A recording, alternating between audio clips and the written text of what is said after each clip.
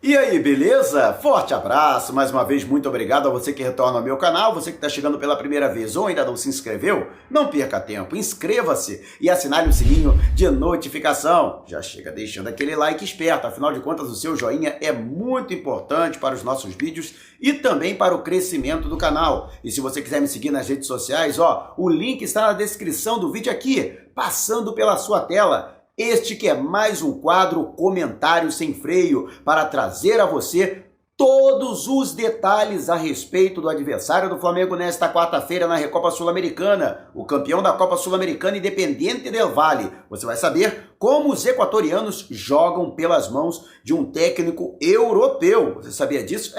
Miguel Ángel Ramírez, técnico espanhol da nova geração. Ele que é muito novo, 35 anos, e traz algumas particularidades do trabalho dele que são inovadoras para o futebol sul-americano, assim como o mais experiente técnico Jorge Jesus fez no Flamengo na Copa Libertadores da América. Peço que você assista este vídeo até o final e se você discordar de algo que eu disser ou então tiver algo a acrescentar, você pode deixar o seu comentário aqui abaixo. Então vamos lá neste comentário sem freio para falar a respeito do Independiente del Valle. O Flamengo tem que tomar cuidado com duas situações. A primeira, nem é o time, mas a altitude, que sempre foi uma pedra no calçado dos times brasileiros, que todos eles jogam ao nível do mar, afinal de contas não temos altitudes muito grandes, né? No Brasil, o Pico da Neblina, né? O Pico da Bandeira, na verdade, que é o ponto mais alto do território brasileiro, tem menos de 3.000 metros. Para se ter uma ideia, só La Paz, por exemplo, tem isso.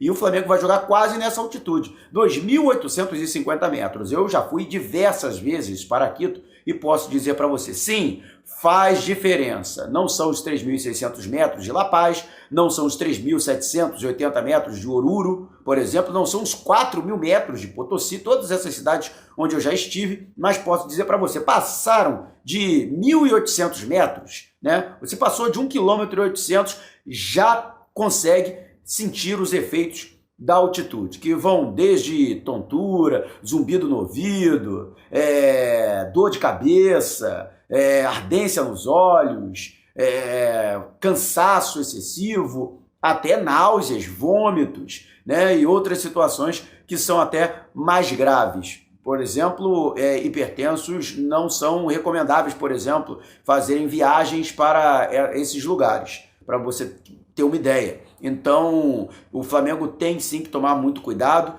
Existe uma corrente na medicina esportiva que recomenda chegar com uma antecedência superior a 6 dias, por exemplo, né? O mais, vamos dizer assim, recomendável seria uma semana, para que o corpo, o organismo, possa se adequar ao ar rarefeito, né? À altitude. E muita gente pergunta, mas o que acontece na altitude? A altitude é justamente isso. Quanto mais alto você vai, mais rarefeito fica o ar, ou seja, menos oxigênio tem no ar. E tendo menos oxigênio, logicamente, menor é a absorção do oxigênio pelos pulmões.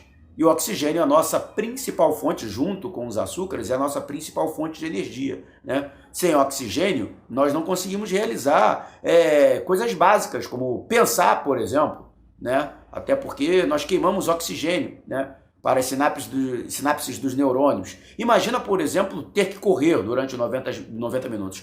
É com certeza uma grande prova, né, para qualquer atleta. Imagina, por exemplo, um jogador de futebol que tem que se movimentar constantemente, e além de ter que correr, ainda tem que pensar, ainda tem isso. Então, é uma situação realmente extrema para o organismo que não está acostumado.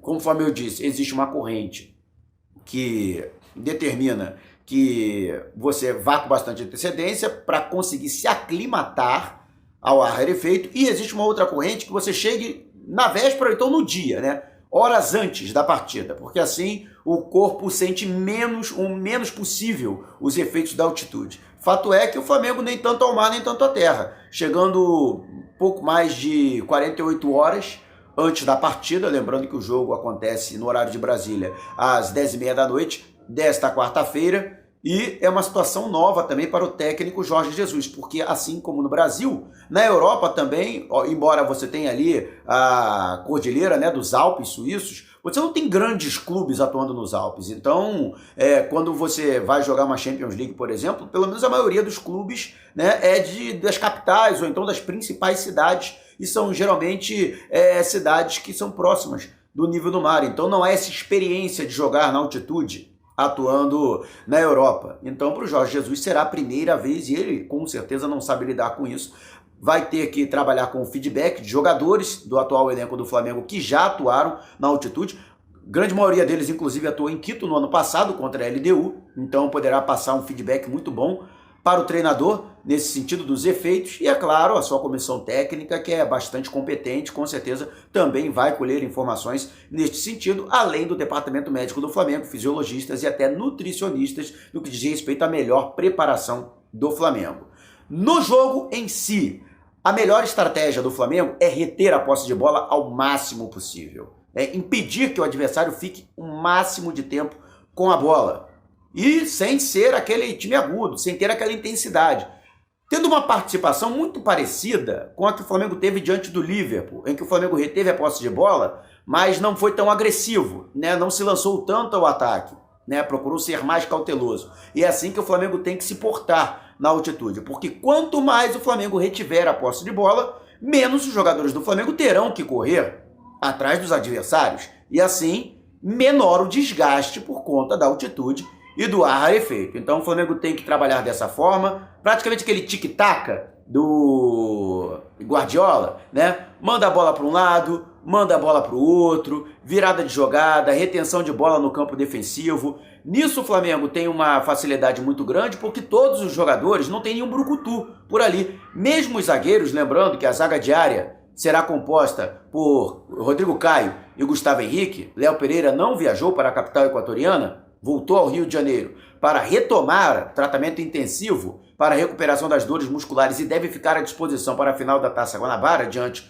do Boa Vista neste sábado de Carnaval. Então, mesmo o Rodrigo Caio, mesmo o Gustavo Henrique e os dois laterais, Rafinha e Felipe Luiz, são jogadores que têm uma boa saída de bola, sem contar com o Ilharão, Gerson. Então são jogadores que podem trocar passes no campo defensivo sem o perigo de entregar a bola ao adversário. E a preocupação maior é justamente de dois jogadores que não estão nem um pouco acostumados com a altitude, afinal de contas saíram muito cedo do futebol brasileiro para atuar no exterior e não tiveram essa experiência na Europa e já estão numa idade considerada avançada, né? Já estão num momento da carreira já bastante avançado, que são os laterais do Flamengo, Rafinha e Felipe Luiz. Com certeza o Miguel Ángel Ramírez vai jogar em cima destes dois atletas, até porque ele costuma atuar num 4-3-3, embora o Independiente del Valle ele jogue de maneira cautelosa, não é um time ofensivo, mas joga no 4-3-3, com dois pontas abertos, e esses pontas têm a responsabilidade de retornar quando o time não está com a bola, marcando a saída dos laterais adversários. E, quando tem a bola, se posicionar justamente nas costas dos laterais para receber lançamentos, principalmente com os passes precisos do Meira, jogador que atua no setor de meio campo, é o camisa 10 deles e é o cerebral, é o pensador do setor de meio campo. Então tem que tomar muito cuidado. E aí os pontas recebem a bola e efetuam os cruzamentos ou então entram na diagonal ou para tentar o chute, para tentar o arremate, ou então para colocar a bola para o cabeça, Alejandro Cabeça, que é o equatoriano ali, bom de bola, que foi muito importante, foi um dos destaques do Independiente del Valle na conquista da Copa Sul-Americana do ano passado. Então, é extremamente importante que o técnico Jorge Jesus tenha atenção redobrada e faça uma proteção especial aos laterais do Flamengo, porque com certeza eles serão muito exigidos. O Ramírez, o espanhol, vai jogar em cima desses dois jogadores. É um confronto interessante porque as equipes vão voltar a se enfrentar na primeira fase, na fase de grupos da Copa Libertadores da América em duas oportunidades, a exemplo na Recopa Sul-Americana. Então, com relação a esta circunstância, eu acho que vai ser um belo confronto, né? De um lado, técnico português, do outro, técnico espanhol, né? Os dois técnicos mais bem-sucedidos do futebol sul-americano, que na verdade são do outro lado do Atlântico, e ambos de tempos diferentes, de gerações diferentes. Jorge Jesus com seus quase 66 anos e o Miguel Ángel Ramírez, que tem 35, vai fazer 36, se não me engano, em outubro deste ano. Então, serão aí situações diferentes. Então, o Flamengo tem que tomar muito cuidado. Independiente del Valle é uma equipe que, repito, joga de maneira cautelosa, mas quando atua em casa, procura imprimir bastante velocidade, principalmente se aproveitando da altitude para desgastar o adversário. Mas é uma equipe que não costuma se desarvorar para o ataque. Ela costuma ir na boa. E mais, tem um excelente aproveitamento das jogadas ofensivas.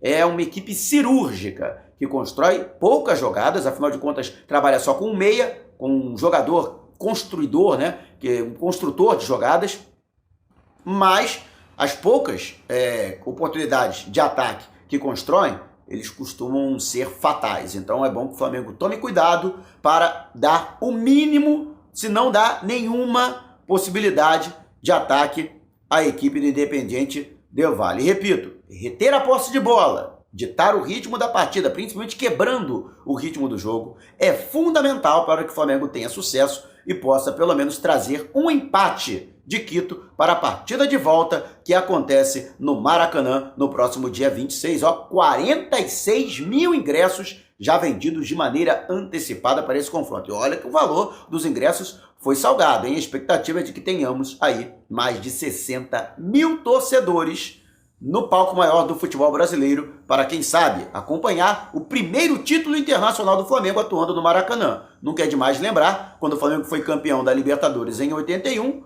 a partida, desempate, aconteceu em Montevidéu, no Estádio Centenário. Quando o Flamengo foi campeão da Mercosul, a primeira partida foi realizada no Maracanã, mas a partida decisiva aconteceu no Palestra Itália, campo do Palmeiras, em que o Flamengo venceu, né? Aliás, empatou em 3-3, havia vencido a partida de ida por 4-3, assim se sagrou campeão. E a Libertadores vencida pelo Flamengo no ano passado aconteceu no Estádio Monumental de Até, em Lima. E eu estava lá vendo a história passar diante dos meus olhos. O Flamengo teve duas oportunidades de ser campeão sul-americano dentro de casa. Na Supercopa da Libertadores em 1995, eu estava lá também e o Flamengo estava lá, estava como torcedor, não estava trabalhando ainda não sou tão velho assim, gente. O Flamengo venceu, né, ganhou, mas não levou. Havia perdido a partida de ida em Avejaneda por 2-0, venceu por 1-0 o jogo de volta do Maracanã e acabou com o vice-campeão. E em 2017, todo mundo lembra também, o mesmo Independiente venceu o Flamengo na partida de ida e empatou no jogo de volta no Maracanã. E desta forma, o Flamengo novamente vice-campeão. Chegou a hora, né, do Flamengo conquistar um título internacional dentro do Maracanã e diante de sua torcida. Agradeço você ter assistido o meu vídeo até aqui. Peço que você não saia sem antes deixar o seu like. Afinal de contas, o seu joinha é muito importante para os nossos vídeos e para o crescimento do canal. Se você ainda não se inscreveu, não perca tempo, né?